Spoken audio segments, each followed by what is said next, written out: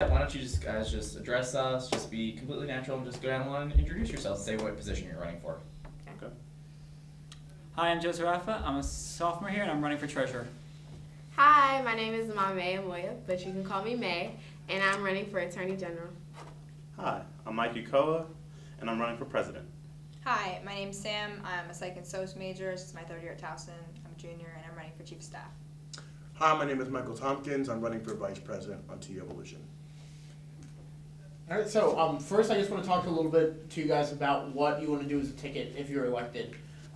You don't all have to go down, you don't have to go one by one, but if there's any overarching themes that you think that your ticket is pushing for, and anybody can answer, it doesn't matter. I believe our overarching theme as a ticket is to establish a legacy at Towson.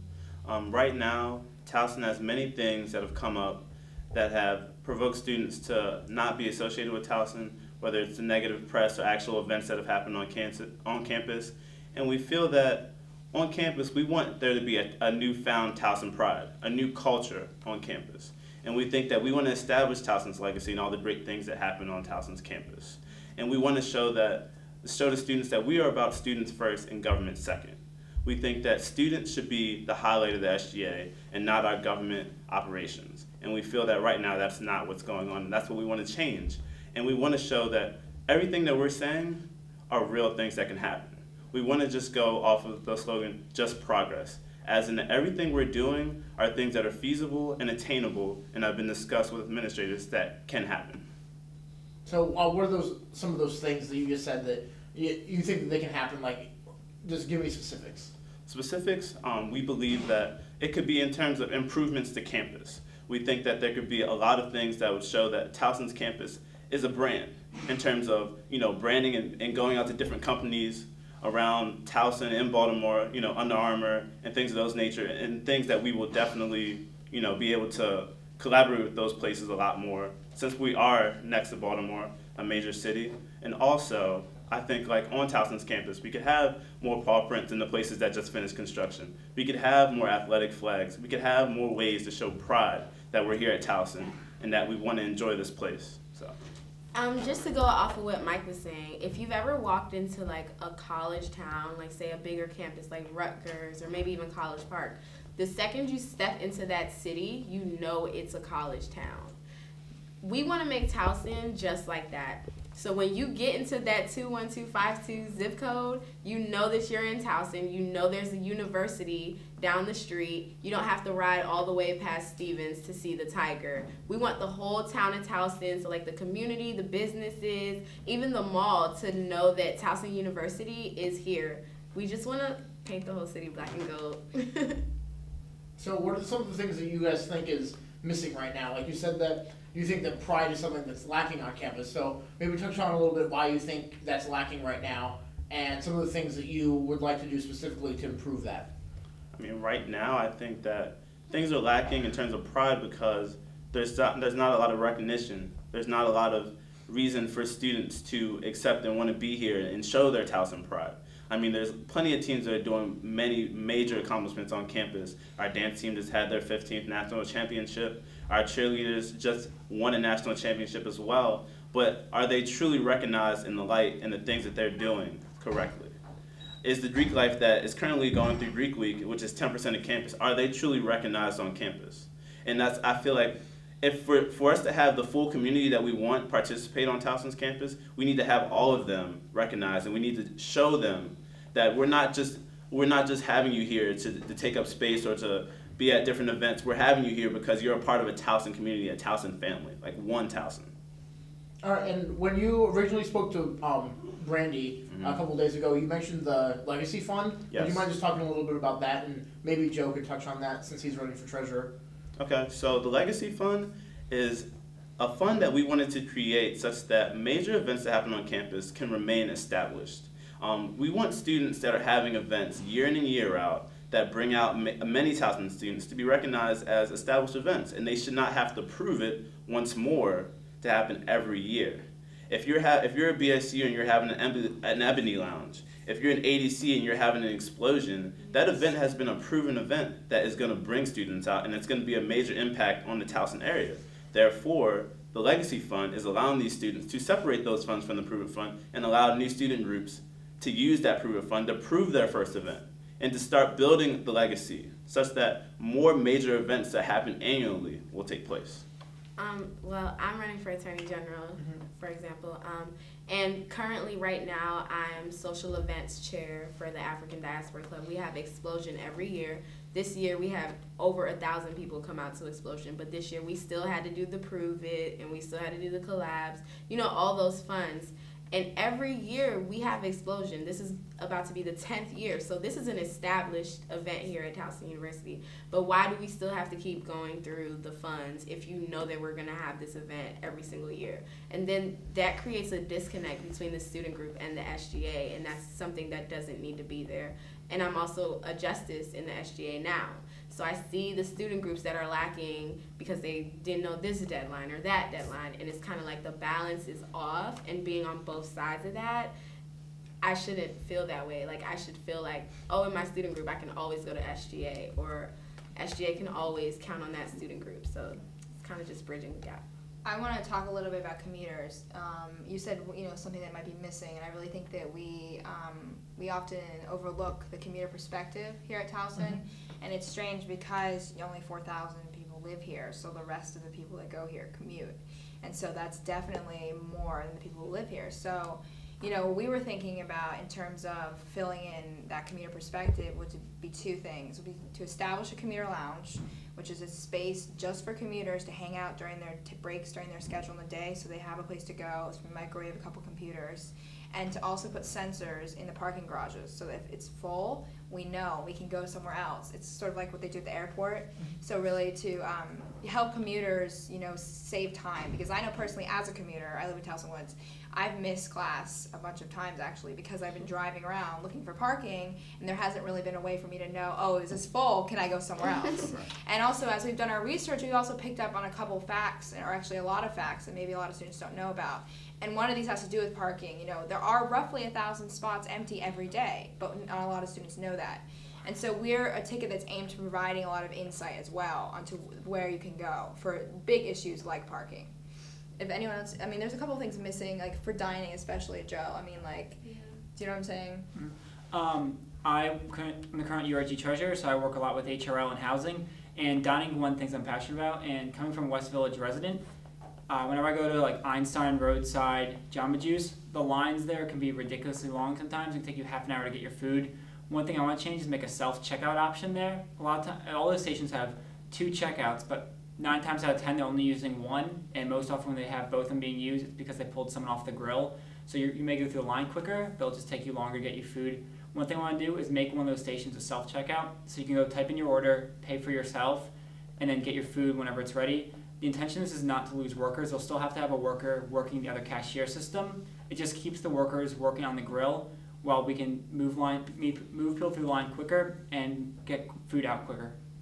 And I think that's something else that I think has been missing on this campus has been that there hasn't been a sense of leadership amongst all students. You know, one of the big things that a lot of students do when they go to colleges is they learn how to live the rest of their lives and kind of be a little more independent. And I think that as the Towson culture, we need to be preparing students to take those steps as leaders in their future careers.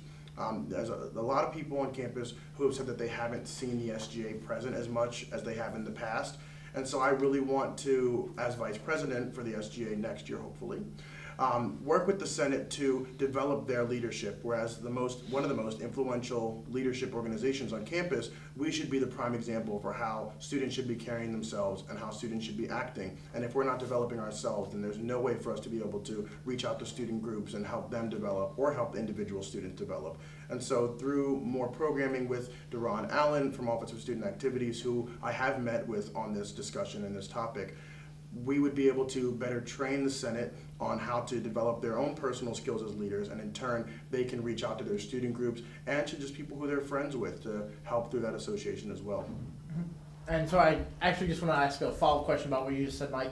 But if you want to get SGA more visible on campus, then how do you think that you guys would be able to balance that in addition to some of the work that you have to do inside the office? Like, I just know that a lot of time has to be spent in the SGA office just from the amount of work that you guys have. So how do you think that you're going to be able to balance doing those types of tasks in addition to reaching out to the campus? Well, who wants to? I can actually explain that pretty well. Okay, everybody's gonna go. Okay. So we had one initiative which was called Town Hall Tuesdays. A lot of times people don't know what goes on in the SGA. They don't even know there's a meeting. So what Town Hall Tuesdays would do would bring a guest speaker that doesn't necessarily have to do with, Student Government Association. Could be someone that's prominent in the business area. Towson has really good connections with T. Rowe Price, so we can have someone there from finances come in and appeal to the business students. So maybe more business students would come out on that Town Hall Tuesday, and then maybe for another one we'll have like a comedian or something, just so that people know that the SGA is there and that it's not just about passing this and appealing that. It's about the students too. So we want to bring in people that will motivate us, people that would entertain us, and people that would teach us too. And May brought up a very good point about making sure that the SGA is there. One of the initiatives that I would like to work on is making sure that the SGA is more seen around campus in general, not just in the office, come and find us when you need us. We need to be available so that even if you don't need us, we can discuss with you how you're feeling about campus, and maybe something will come up from it. We can have an initiative to work on. But one of the ways that I wanted to do that was to really create more SGA sponsored events on campus that were just put on by the SGA. And of course, one of the things that I had thought to kind of help promote these would be to incorporate philanthropy in it. There were things that I had considered as doing like a Pie the SGA event, Dunk the SGA, fun things like that that are going to draw students out, but will also go to promote a good cause. And I had also had some discussions with Sam, and we had come up with a good idea, as she is the current director of diversity outreach for the SGA, to raise awareness about different types of diversity issues, one of them being disabilities. And the idea that we had come up with together was to possibly do a wheelchair walk in which participants would sit in wheelchairs and kind of experience how difficult it is to move around a campus, especially one with so many hills, in a wheelchair, and just to kind of get the understanding of what it's like to not have the ability to be able to walk. Yeah, and so the SGA events will be planned solely, like he said, by the SGA and executed by the SGA in hopes of saying, look, this is our event that we always do, and come out to that. But one of the other things that we really want to focus on in terms of the SGA is the SGA office itself. That space and the mood and the feel of that office space, it needs to be more, in my opinion, I think our ticket's been more inviting, more friendly, more informative. And so as chief of staff and on this ticket to evolution, we want to evolve the office space into a more friendly environment, so that when you walk in the office, someone says, hey, someone's greeting you. If you have a question, anyone in that office who's supposed to be there has the answer, receptionist included. And this is the first step into really building a relationship with students, is to really make sure the area they're supposed to go to is friendly and informative. And also just highlighting where it is in general in the union is also one of our big initiatives. Now, going off of that, I really think that, us being in the office and representing the students is one thing, but a lot of those major decisions and things that happen on campus need to come from the mouths of the students. There needs to be a lot more discussion with all 20,000 students. It shouldn't be 18 students trying to represent all 20,000 students, because we don't ever know what it's like to be another student. We can't walk in another student's shoes. We can only sit in the office and try to say that we do. But in reality, if you don't hear it from the mouth of the students, are you really getting their say, or are you just trying to represent it and hope that it's right? So I feel like for major issues, instead of having these comments and things like that and people just feeling their own personal way, there needs to be an actual real discussion where we're getting real data from thousands of students. We need to show that there's 20,000 students here and that we're reaching out to all of them. Not a few that come here for class, not a few that are in student groups, not a few that are in Greek life, but every single student. All right, well, that's all the questions I had, Jeremy. Did you have anything else to follow up Yeah, with? just a few things. So I think one of the major things that you guys have really referred to is SGA being visible, increasing that visibility. In your opinion, would you say that's more important than governance, and why is that the visibility such a strong plank in your platform? Well, for me, it's such a strong plank because if you as a student are going to be paying fees to the SGA, and we in no shape or form are helping you, whether it's services or personally helping you as a student develop and graduate, then I don't feel like I'm doing my job. I feel like at that point, we're just having all of this money and it's just reverting every year. As a senior, if you pay student fees and then the SGA reverts your money, it is gone. You cannot get it back. There will not be a rebate for it. And I feel like that's an injustice to the students. I think that if you're paying the fees to me, you need to be able to leave Towson University and say, the SGA did this for me. As a student of this university, the SGA did this. Not, I haven't seen the SGA office, not, I don't know who the SGA members are, not, I don't know what the SGA even does. It needs to be the SGA did this for me, the SGA did this for campus, the SGA helped me develop as a student and graduate from Towson. And another thing was the accessibility. Specifically, you mentioned the office space too, but do you think students find it intimidating to approach the SGA, and how would some of your initiatives remedy that? Well, like I said, personally, so I'm Director of Diversity Outreach currently, but prior to this, I was not in the SGA. It's my first year in the SGA. And I do remember as coming from my other student groups, I was in QSU, and I was in the Feminist Collective, and I was in LASSO. I would go to the SGA office for whatever I needed to do, and I would feel intimidated. And so personally, knowing how that feels like and knowing now how to change it by being in the community and knowing how to really change it because I have a position in which I can do so, will really change the office space, and that's where it starts. So I think really though, with presence, that would be what Michael is suggesting of just doing SGA events only that are sponsored by the SGA, and really he was talking about leadership programs. We were also trying to extend our outreach into who actually gets the leadership programs, because we know who gets them usually, but there's a lot of people in groups of the CSD and people that are not on the second floor of the union that do not probably get the outreach to leadership developments, programs as much as they should. And so we're really trying to extend that as well to make sure that every student has an equal opportunity in developing themselves. You also mentioned the idea of improving the aesthetics around campus too, not only here but across the town too. Do you think that that pride would improve the campus experience in any way, and why would that be? Okay, I'm a student ambassador, and I'm a student ambassador honestly because I just love Towson. I have no other reason. So as far as improving pride, I want every student that comes through Towson to feel like how I feel, like I just love Towson. And I feel like I have all these black and gold sweaters, I have all the free t-shirts, I have, the Towson blankets, the teddy bears from all the events and stuff. So I want every other student to see black and gold and be like, yeah, I love TU. Like, I love my TU. And I feel like involving the community and the surrounding areas makes it more of a family feel. And when you feel like a family, then you're more at home. And this is my second home, and I want everyone to feel that way. And it sounds like a lot of it, and correct me if I'm wrong here, that a lot of it is about PR for the university, promoting the student body as well. Do you think that role kind of interferes with maybe SGA's traditional ideals of representing the student body? Do you think your functioning is more like a PR group in that stance, or? I don't think so, only because it's not really promoting the university. It's just showing the world what we have to offer. There's so much about Towson that people do not know. Towson has the best education program in the state of Maryland. It has since 1866, and people need to know that. It's not necessarily that we're, pushing Towson or promoting Towson in any way. It's just stuff that's already been here that we need to get credit for.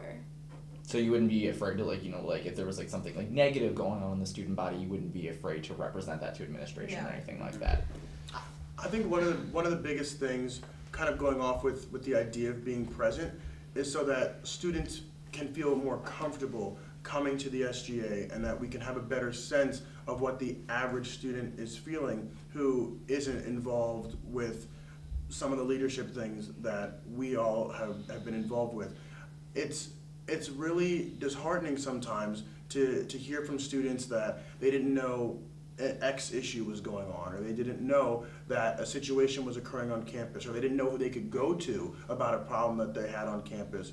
And the SGA, I feel, has done a great job in representing students' issues when students have felt comfortable enough to approach them and knew who the SGA was. And so I don't think that there's a problem with students being able to effectively communicate with the SGA. I think that there's just more that needs to be done on the SGA's point to come off to students as warm and welcoming, because the students are going to have the issues whether the SGA is inviting or whether the SGA is closed off. But the SGA needs to be a resource for students to say, if I'm having an issue, I know where I can go. There's no parents here to turn to. There's no adults unless you reach out yourself to build relationships with. So the SGA is a body of students who can be seen as a type of figure that you can go to with your issues and concerns and expect that something's going to come from it. And personally, you know, we're all close to being juniors, so we've all been here for 3 years, and honestly, we are all sick of it as well, if you know what I'm saying. And me and May personally are in a lot of cultural diversity groups, and we are sick of it, and we've been sick of it since 2 years ago. So, you know, to ask us if we are afraid to go to administration, you know, personally as Director of Diversity, I've been working with administration, you know, this entire year with all of my different diversity events. May, I know, has very close connections with administrations in the Office of Equal Opportunity, or the diverse, there's a division in the administration that deals with diversity exclusively, the Center for Student Diversity. We all have great connections with, including Joe and Mike and Michael. So, you know, to ask us if we will be, if we will challenge the administration, of course we will challenge administration. We are tired of inaction, I would say, by you know, structures that could have, as I say, taken action. And I think that overall, the administration will have a lot more faith in making decisions if they know that the students are supporting it. For example, I recently had a meeting with an administrator who said that she would be willing, Stacey Illiford, the director of the university store, said she'd be willing to, you know, have an iPhone store, like a store that would sell tablets and things, or electronics and things of that nature. But she said that she would need to know what students really would want from that. You know, would students want certain tablets? Would students want certain devices to be sold? But if the SGA doesn't reach out to students, then how can that get done? Because they have the resources. And trust me, these administrators, they want to do a lot of things. They want to do a lot of crazy things, but it's like without the student voice, they're never going to talk. They're not going to be able to communicate to another administrator that it's okay to get done. That's the main thing. So. Okay. Yeah. Some of your initiatives too, historically, in some of the past SGA tickets, you know, I've been here for 4 years, so I've seen this a lot. Some of the initiatives are really like grandiose and large, and they just don't get done. So how feasible would you describe some of your initiatives, and have you done, you know, clear-cut research and, like, you know, in terms of cost and stuff like that, and, you know, like reaching out to the student body? Now, I really feel as though every initiative that we spoke about, we all sat in a room and we all have met with every administrator and department that would, you know, focus on anything that serves the student body, whether it's parking, whether it's campus recreations, whether it's, you know, Greek life.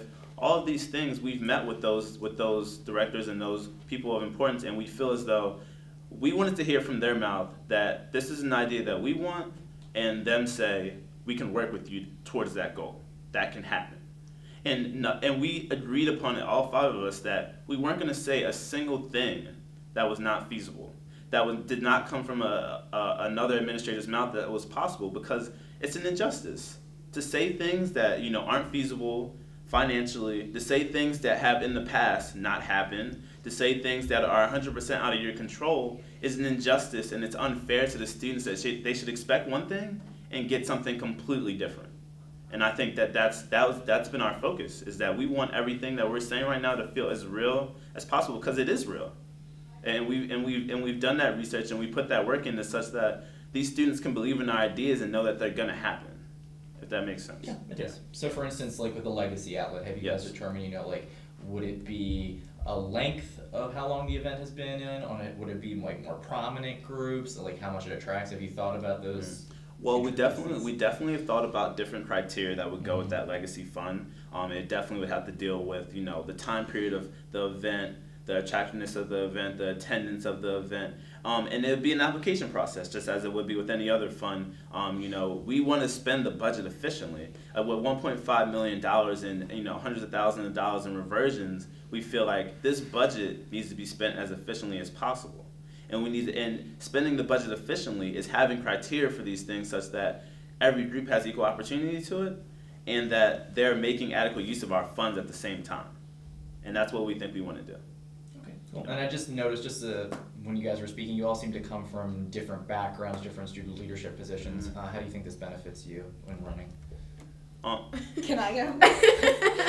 Sure. Sam's Well, excited. Well, the thing Sam's is, excited. you know, we all do come from different parts of the school, which is really cool because we're all on one ticket. And so we all have so many different perspectives. And when I'm talking different, I mean really different. We have really different worlds at Towson. You know, Joe is in University of Residence Government. I'm coming more from the Center for Student Diversity.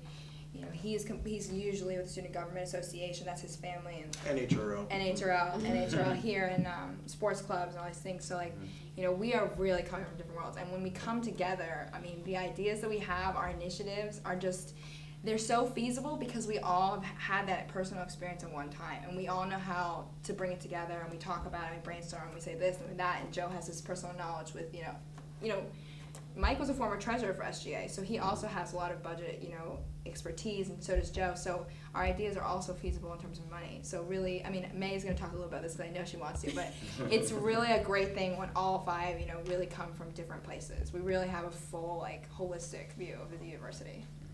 One of our slogans is actually "We Are Towson." And we actually picked that slogan because, like Sam basically said, we all come from different parts of Towson, so we all know a different life at Towson. And to bring that all together, it's like fireworks. But that's basically what we are sitting right here. We don't run in the same circles, or we don't know the same people, don't have the same friends, but at the end of the day, we can sit here because we all love Towson University, so we all are Towson.